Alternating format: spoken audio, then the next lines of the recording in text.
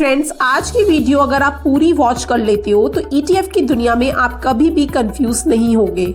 दोस्तों, इमेजिन करो अगर आप गलत टाइप का ईटीएफ चुन लेते हो तो आपकी सालों की मेहनत का पैसा गलत डायरेक्शन में जा सकता है। लेकिन अगर आपने सही टाइप समझ लिया तो आप सिर्फ स्मार्ट इन्वेस्टर ही नहीं बल्कि एक स्मार्ट ईटीएफ ट्रेडर भी बन सकते हो। और आज की वीडियो में मैं आपको ईटीएफ के वो 5 मेन टाइप्स समझाने वाली हूँ जो हर इन्वेस्टर को पता होना चाहिए। हेलो फ्रेंड्स, मैं हूँ अंकिता खडेलवाल, चार्टर्ड अकाउंटेंट। मैं अपनी खुद की इंडिपेंडेंट रिसर्च करती हूँ और इसे सिंपल लैंग्वेज में आपके सामने रखती हूँ। जैसा कि आप जानते हैं कि हमारा कंप्लीट फ्री ईटीएफ कोर्स चल रहा है जिसमें हम बेसिक से लेकर एडवांस लेवल तक हर कंसेप्ट को यहाँ पर स्टेप बाय स्टेप कवर कर रहे हैं।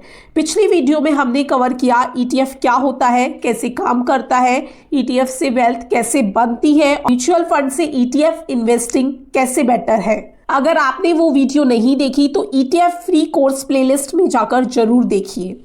आज हम जानेंगे डिफरेंट टाइप्स ऑफ ईटीएफ्स, क्योंकि जब तक आपको हर टाइप की समझ नहीं होगी तब तक आप ये डिसाइड नहीं कर पाओगे कि किस सिचुएशन में कौन सा ईटीएफ आपके लिए बेस्ट रहेगा। मेनली ईटीएफ 5 कैटेगरीज में डिवाइड होते हैं।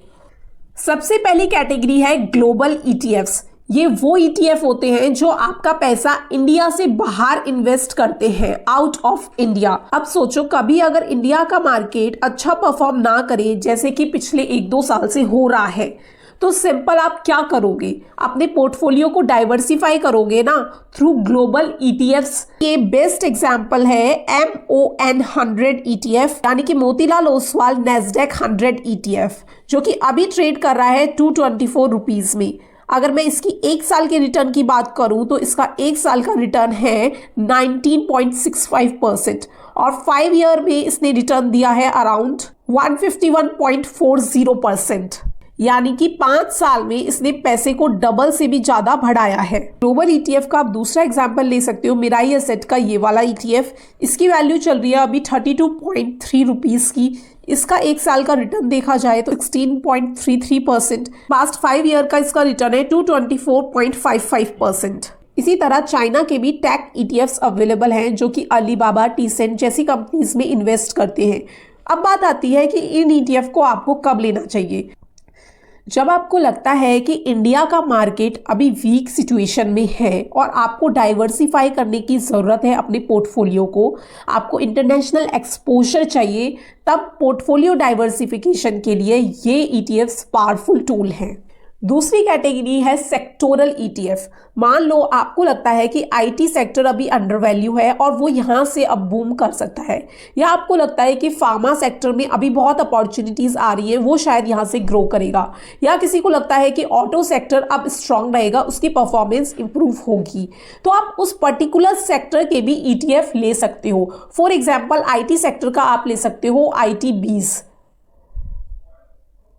IT20 एक तरीके से निफ्टी आईटी ईटीएफ है। अगर आप इसमें इन्वेस्ट करते हो तो आपका पैसा इंडिया की जो टॉप आईटी कंपनीज हैं उनमें ऑटोमेटिकली लग जाएगा, उनमें इन्वेस्ट हो जाएगा। जैसे जैसे आईटी सेक्टर ग्रो होगा, वो बढ़ेगा, वैसे वैसे इस ईटीएफ की वैल्यू भी बढ़ेगी।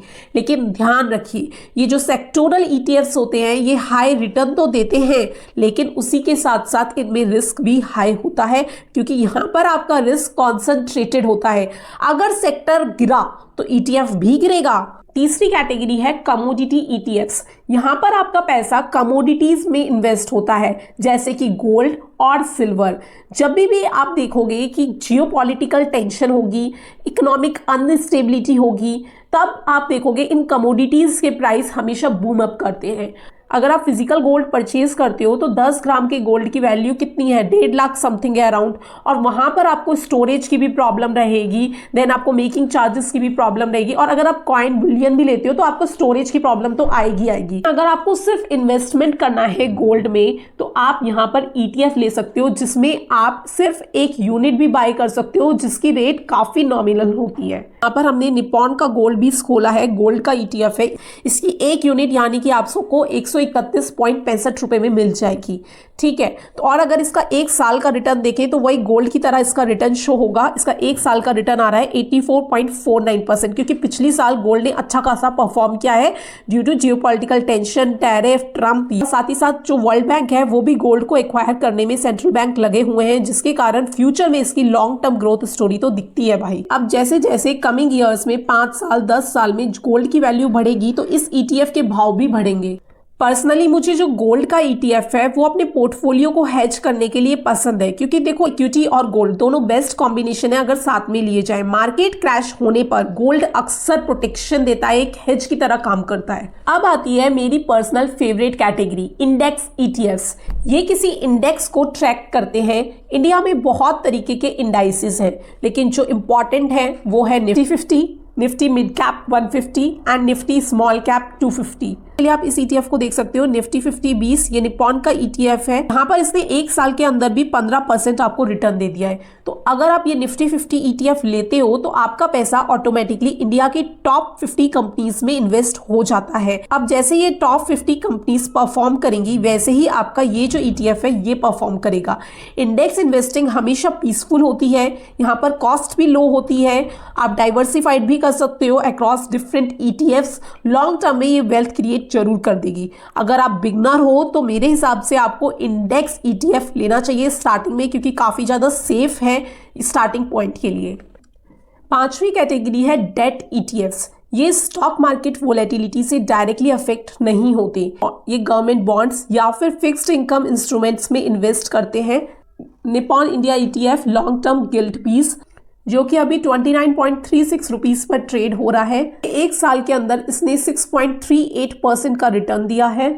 ये हाई रिटर्न्स के लिए नहीं होते पर एक स्टेबल इनकम के लिए होते हैं। अगर आपका पैसा डीमैट में आइडल पड़ा है तो लिक्विड या डेट ETF में आप टेम्परेरी बेसिस पे पार्क कर सकते हो। It's better than keeping your cash idle. एक और कैटेगरी होती है स्मार्ट बीटा ETF। ये फैक्टर इन्वेस्टिंग के बेसिस पर होते हैं। नॉर्मल ETF से यहाँ पर आप ज्यादा रिटर्न जनरेट कर सकते हो। ये टॉपिक थोड़ा डिटेल्ड में समझाना होगा। अगर आप चाहते हो कि मैं स्मार्ट बीटा ETF पर एक डिटेल्ड वीडियो बनाऊं तो कमेंट में जरूर लिखना स्मार्ट बीटा वीडियो। तो दोस्तों आज हमने ETF की 5 मेन कैटेगरीज को समझ लिया। पहली ग्लोबल ETF इंटरनेशनल डाइवर्सिफिकेशन के लिए। दूसरी सेक्टोरल ETF, पर्टिकुलर सेक्टर को जब हम फोकस में रखेंगे, पर्टिकुलर सेक्टर में इन्वेस्ट करना चाहोगे उसके लिए। तीसरी कमोडिटी ETF, गोल्ड से हेज करने के लिए अपने पोर्टफोलियो को, सिल्वर इनमें इन्वेस्ट करने के लिए आप कमोडिटी ETF का यूज कर सकते हो। देन इंडेक्स ETF, अगर आप peacefully long term wealth create करना चाहते हो then index ETF are the best option. 6 debt ETF, अगर आप चाहते हो कि आपका जो इनकम है जो आपके डीमैट अकाउंट में आइडल पड़ा है उसको आप पार्क कर दो और वो स्टेबल रिटर्न आपको दे दे, then debt ETFs can be your target. अब सवाल ये नहीं है कि ETF अच्छा है या नहीं है, सवाल ये है कि हमारी जो स्ट्रैटेजी है वो क्या है। क्योंकि अगर आपने राइट ETF को राइट टाइम पर राइट डिसिप्लिन के साथ उसको एक्यूमुलेट किया है तो फ्यूचर में यहाँ पर आपको लॉन्ग टर्म वेल्थ जरूर मिल जाएगी। अगर आपको ये वीडियो वैल्यूएबल लगी हो और मैंने आपकी टाइम की वैल्यू दी हो आपको तो वीडियो को लाइक कर दीजिएगा, चैनल को सब्सक्राइब कर दीजिएगा ताकि इस ETF फ्री कोर्स की कोई भी पार्ट आपसे मिस ना हो। और कमेंट में मुझे बताइएगा कि आप किस टाइप का ETF अभी होल्ड कर रहे हो। मैं फिर से मिलूंगी आपसे नेक्स्ट पार्ट में। तब तक के लिए इन्वेस्ट स्मार्ट, स्टे डिसिप्लिन्ड और फाइनेंशियली स्ट्रांग बनते रहिए। This is me C Ankita Khandelwal signing out.